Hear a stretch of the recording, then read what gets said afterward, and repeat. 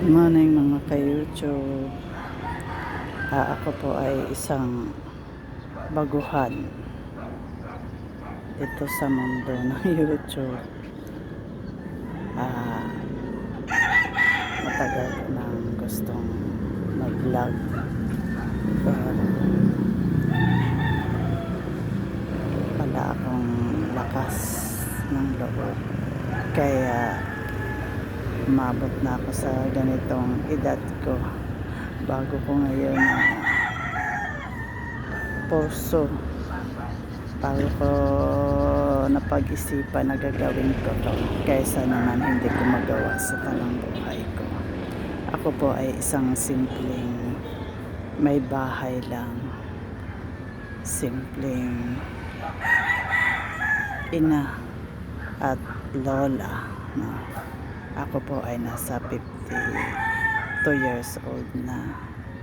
So nag-decide ako na mag-vlog, no? Na ituloy na yung vlog na to, dahil gustong gusto ko sana itong gawin noon pa. Kaso lang sobrang mahiyain ko, pero ngayon ay susubukan ko. At kung sakaling mapadaan ito sa inyo, pwede po bang pakisuportahan niyo po ako? Pwede po bang i-likes niyo yung mga videong i-upload ko rito? Kung sakaling meron po kayo matutunan, kung sakaling meron po kayo mapulot na kaunting aral sa isang tulad kong nagbabakasakali sa mundo ng ganitong vlogging, nagtry ko lang po ito kung sakasakali, dahil di naman ako magpapaka-ipokrita, no? Siguro maasa ako na kahit paano may kikitain dito sa pagbablog kung papalarin. Pero akin ay trial lang po ito sa akin, no? Although sa ibang platform ay pumasok na din ako, pero syempre iba-iba ang kalakaran kung paano ka magkapera. Kaya hindi na ako sumubok pa sa iba, huminto na rin ako. Hindi lang naman ito ang gusto kong gawin, dahil ako naman ay dati nagtitinda-tinda, at hanggang ngayon nagtitinda pa rin po ako ng mga kakanin, ng mga merong mag-o-order, nagluluto po ako, no? At saka ayun, hindi ko lang talagang mag-vlog sa mga ginagawa ko sa buhay, kung ano yung pinagkakabalahan ko. Gusto ko sana i-share sa inyo, no? Andito po ako sa harap niyo. Kung sakasakaling mapanood niyo po ito, pwede po bang paki-likes ng video ko at paki-follow mo na po ako. Hindi ko po alam kung anong nangyayari sa pagpasukin ko na po, pero umaasa po ako na sa tulong niyo, kahit konti lang, no? Meron akong makuha sa inyo, advice o kung ano man, dahil ito po ang unang post ko dito sa YouTube. Ito po ang una kong vlog na gagawin, at marami pa po akong gagawin sa inyo. Marami pa po akong ipapakita sa inyo, na sana po suportahan niyo po ako. Nakikiusap po ako at nagbabakasakali sa inyo na naway suportahan niyo po ako sa pag-likes at pag-subscribe na rin kung sakasakali. So andito po ako sa taas ng aking bahay. Ako po ay may 2 anak. Ayan, kukwento ko na lang din talaga yung buhay ko. Ang panganay ko ay may asawa na, may pamilya na rin. So, isang anak ko na lang ang nandito sa akin, ang aking bunso na lalaki na nag-aaral ng nursing. Third year na po siya ngayon. Hopefully sana mapatapos pa namin. Kasi po, ang asawa ko ay wala po dito. Hindi ko po kasama ang asawa ko. No? Nasa ibang bansa po siya. Kaso lang, nung nag-pandemic, natanggal po siya sa trabaho. So, nung natanggal po siya sa trabaho, hindi po siya makauwi kasi may utang po kami sa bangko. So, pag may utang ka po sa bangko, automatic ay naka-ban ka sa immigration. Hindi ka pwedeng umuwi. So, nagkautang po kami dahil dito sa munti naming tahanan. No? Ito yun.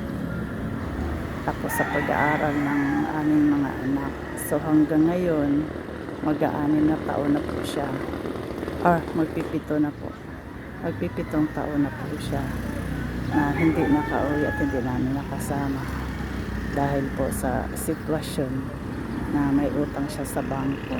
Pero ngayon meron na-clear na po niya yun. Nung natanggal po siya sa trabaho hindi na po rin siya makapasok ng ibang trabaho sapagkat meron po yung sa edad niya, no? Nasa 50 na po kasi ang edad niya. Kaya nahirap na po siyang makapaghanap pa ng trabaho. Kaya ang nangyari dahil merong tumulong sa kanya na magkaroon ng yung hulugan na second hand na sasakyan. So nagkaroon po siya at yun ang ginagamit niya sa pamamasada, sa pag service, nagsiservice siya sa school, no? Pero syempre hindi naman ganun kadali ang magkaroon ng sasakyan. Maraming pamilya, maraming problema. So imbis na mapunta sa amin, napunta pa rin sa sasakyan dahil wala ka namang kakayanan na kumuha ng bago. Kaya naman po medyo hirap talaga, lalo na ngayon sa sitwasyon. Talaga namang hirap po talaga ng asawa, no? Although ngayon po natapos na po namin yung utang sa bangko, awa ng Diyos, maraming salamat dahil lang dun sa kanyang pagmamasada at saka pagsiservice, no? Pero ang problema, hindi pa rin po siya makauwi dahil nga po sa tapos sa budget, no? So araw-araw naman po kaming nag-video call, araw-araw naman kami mag-uusap. Ayan, tapos ngayon mas lalo pa kaming tagilid, mas lalo pa siyang nahirapan kasi yung sasakyan habang tumatagal, diba, maraming sakit, maraming mga problema. Kaya talaga naman grabe, no? Kaya bigla na lang yung bang pag naisip mo ay mapapaiyak ka, no? Kung hindi mo alam kung makakaraos ka ba. Although siyempre naman sa tulong ng Diyos, ganito lang namin nahanap buhay na kanyang ginagawa, nakaraos naman po kami. Pero andun pa rin yung pag-aalala kasi may anak ka na gusto mo sanang makatapos sa pag-aaral na kasi nasa huli na po siya, diba? Third year, tapos next year po fourth year na siya. Pero ako merong agam-agam, although ang asawa ko ay malakas yung kanyang fighting spirit, no? Kahit mangutang, lang, unti-unti lang pagbayad. Kaya nagising po ako ngayong umaga nung 3:00. Although 3:00 naman talaga ako nagigising kasi tumatawag yung asawa ko. Alas 3 ang uwi niya sa bahay, doon sa bahay na tinitirhan niya. Tapos nagdadasal kami kasi matutulog na siya. So dito madaling araw, doon gabi, alas 10 ng gabi. Kaya naman bigla akong naisip, bakit hindi ko kaya subukin ang YouTube, baka sakali na may makapansin, no, sa akin at sa mga i-upload kong video dito. Naway tulungan niyo po ako. Nagbabaka sakali lang po ako ng kaunti. Alam ko naman pong hindi rito madali, pero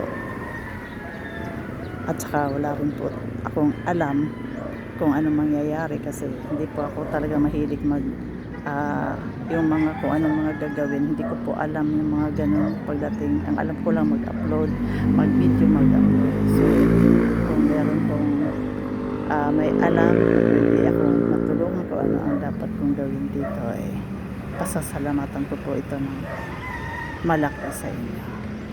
Ayan lang po muna sa ngayon. Naway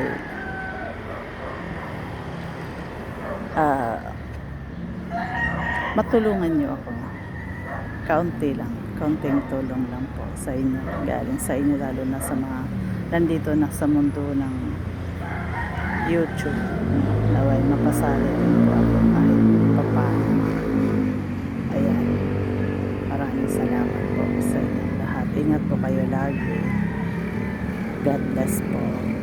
Hanggang sa muli ko pong upload sa inyo. Naway tingnan niyo po, no? Mapanood niyo po ang mga susunod kong gagawin dito